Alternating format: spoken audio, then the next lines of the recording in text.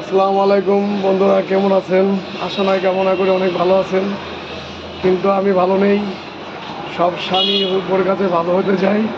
বউ আমার শখ করে আম খেতে দিয়েছিল, কিন্তু আম রূপালে আনছিলাম অনেক ভালো থেকে, এটা দেখে অনেক সুন্দর লাগতেছিল, কিন্তু বাসায় নিয়ে গেছি।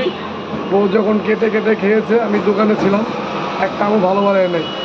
রাত্রেবেলায় যা দেখি বউ চেহারার দিকে যাওয়া যায় না, সে তো অনেক রাগ করে আছে। সে হয়তো ভাবছে আমি ইচ্ছে করে খারাপ আম আনছি। এখন আপনারা বলেন এটা কি সম্ভব? আমি ভিতরে দেখা উপরটা তো অনেক সুন্দরই লাগতেছিল, তাই এই জন্য বউকে খুশি করার জন্য আর কোনো দেশি আম কিনিনি।